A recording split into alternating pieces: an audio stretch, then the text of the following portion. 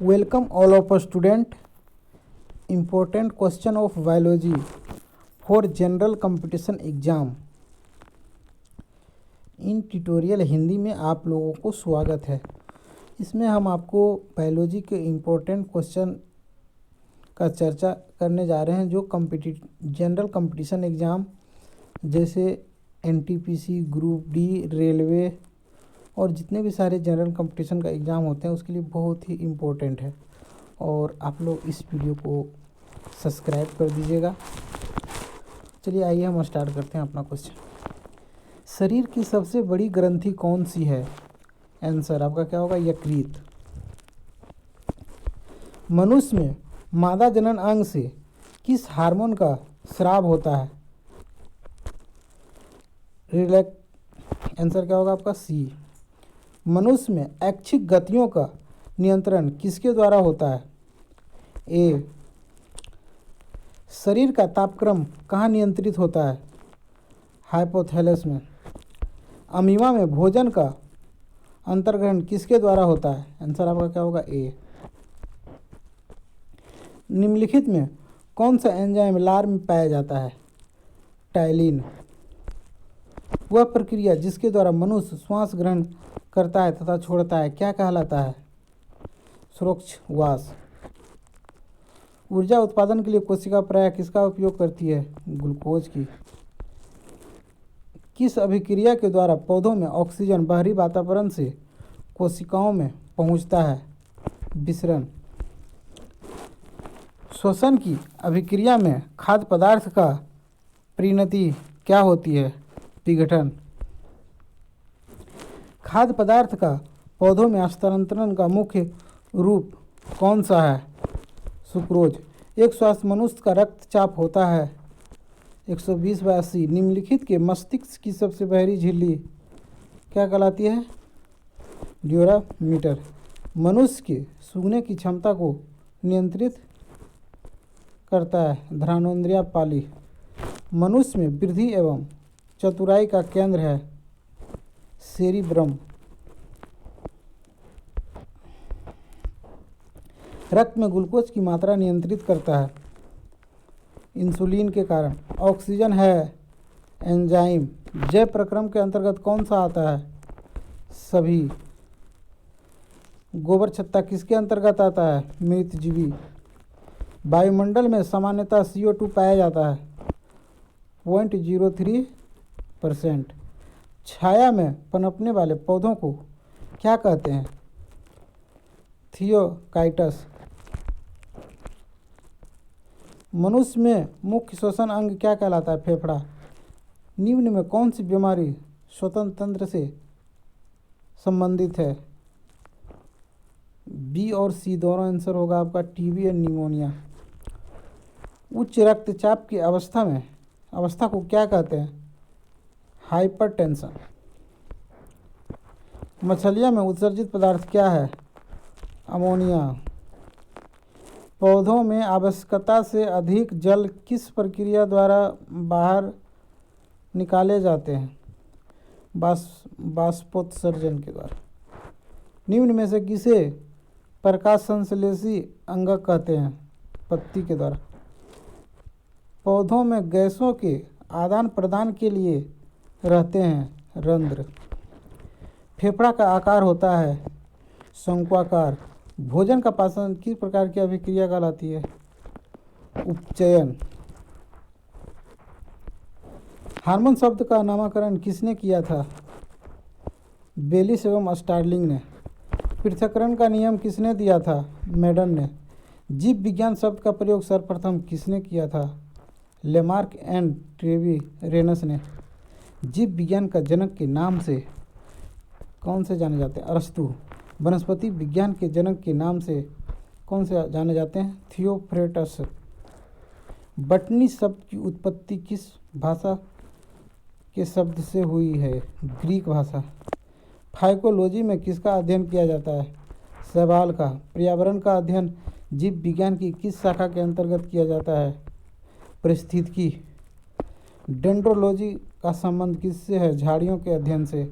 पुष्पों का अध्ययन क्या कहलाता है? एंथ्रोलॉजी।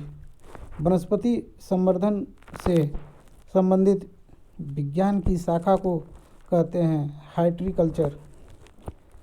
स्पर्मोलॉजी में किसका अध्ययन किया जाता है? बीज का।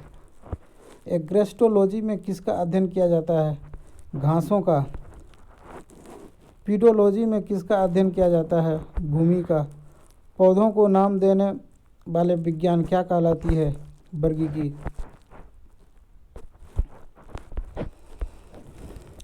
निम्नलिखित में से किसके वर्गीकी का पितामह कहा जाता है?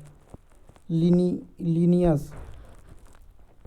सूक्ष्म जीव मिलते हैं रेतीली मिट्टी में, लवण युक्त पानी में, दलदल भूमि में, इन सभी में। विषाणु वृद्धि करता है जीवित कोशिका में। साबूदाना किससे बनाया जाता है?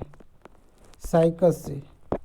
फलों को अध्ययन कहलाता है फोमोलॉजी। द्विनाम पद्धति के प्रतिपालक है लिनियस। जीवाणु की खोज सर्वप्रथम किसने की? ल्यूवेनहॉक। जिन पौधों का बीज बनते हैं किंतु पुष्प नहीं लगते क्या कहलाते हैं? अनावृतबीजी। जीवाणुओं की साधारण आकृति क्या कहलाती है? छड़ रूपी। जो जीवाणु आकार में सबसे छोटे होते हैं क्या कहलाती है? गोलाणु। निम्नलिखित में से कौन सा रोग बैक्टीरिया से होता है? तपेदिक। मानव की आंत में पाए जाने वाला जीवाणु है एशेरिशिया कोलाई। एंटीबायोटिक्स अधिकांशतया पाए जाते हैं जीवाणुओं में। निम्नलिखित में से सबसे छोटा जीव है माइकोप्लाज्मा। निम्नलिखित में से कौन सा रोग जीवाणु के कारण होता है? हैजा।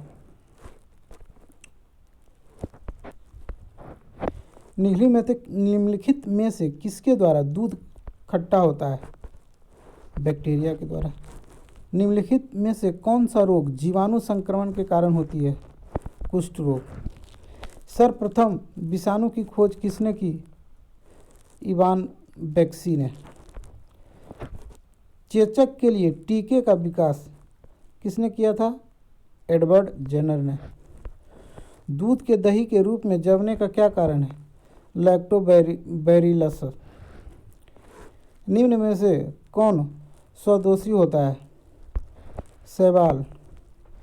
टिक्का रोग किसमें होता है? मूंगफली में। HIV द्वारा होने वाला रोग? आतशक। निम्नलिखित में से कौन सा रोग विषाणु के कारण होता है? चेचक। किस शैवाल से आयोडीन प्राप्त होती है? लैमिनेरिया। हाइड्रोफोबिया रोग उत्पन्न होता है विषाणु से। निम्नलिखित में से किसमें एंजाइम नहीं होते हैं? विषाणु में।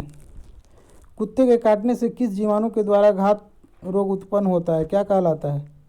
हाइड्रोफोबिया। सार्स क्या है? विषाणु जनित रोग।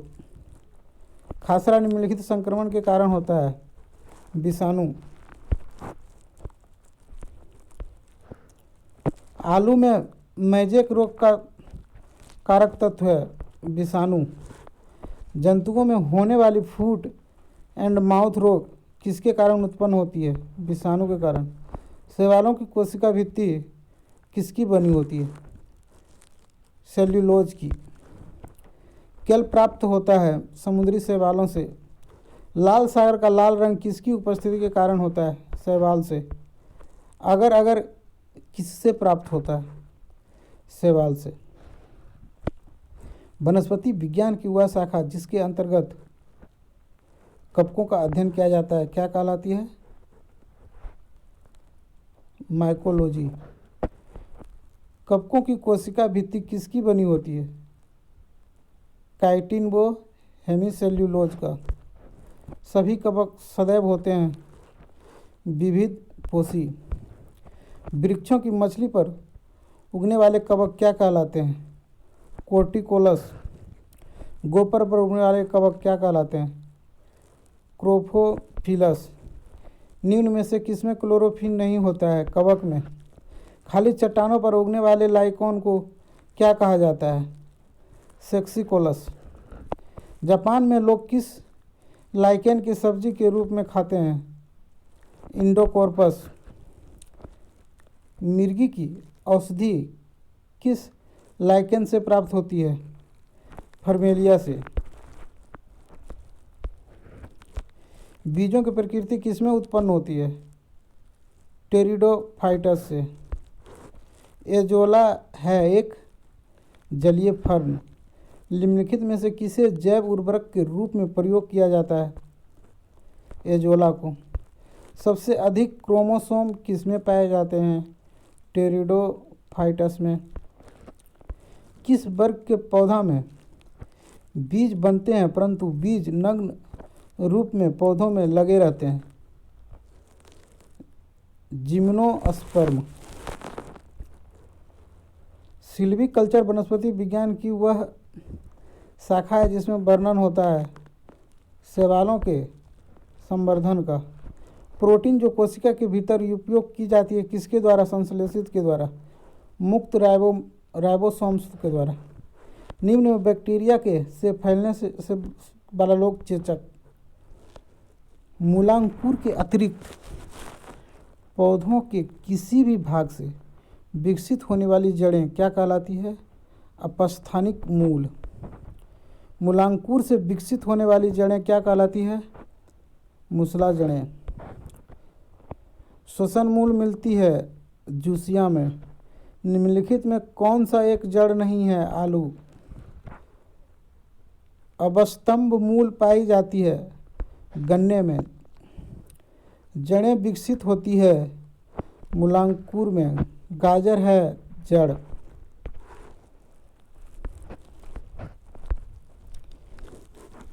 बरगद के पेड़ के तने से लटकने वाली मोटी जड़ें कहलाती है स्तंभ मूल। पेड़ में निम्नलिखित में से कौन सा हमेशा रहता है? जड़। आलू का खाने योग्य भाग क्या कहलाता है? तना। नागफनी में प्रकाश संश्लेषी कार्य होता है पर्णकाय स्तंभ के द्वारा होता है। निम्नलिखित में कौन सा एक तना है? आलू। आलू भूमिगत रूपांतरित तना होता है जिसे कहा जाता है कंद। हल्दी के पौधे का खाने योग्य हिस्सा कौन सा होता है? प्रकंद। अदरक क्या है? राइजोम। प्याज किसका परिवर्तित रूप है? तना का। वे पौधे जिसमें कभी पुष्प नहीं बनते हैं क्या कहलाते हैं? क्रिप्टोगेम्स। संसार के सबसे बड़ा पुष्प किसके द्वारा उत्पन्न होता है? रेफ्लिसिया के द्वारा। संसार का सबसे छोटा पुष्प कौन सा है? बुल्फिया। जीवन चक्र की दृष्टि से पौधों के सबसे महत्वपूर्ण अंग कौन सा है? पुष्प। कौन एक जीवित जीवाश्म कहलाता है?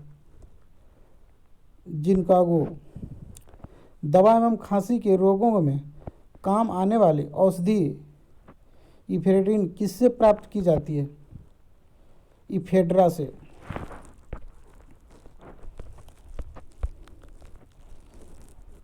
चलिए, thank you all of student. अगर आप वीडियो को अच्छा लगा होगा तो सब्सक्राइब जरूर कीजिएगा।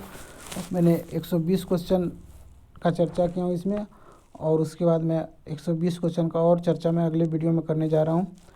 और बायोलॉजी का इम्पोर्टेंट क्वेश्चन है। इस वीडियो को सब्सक्राइब कर दीजिएगा।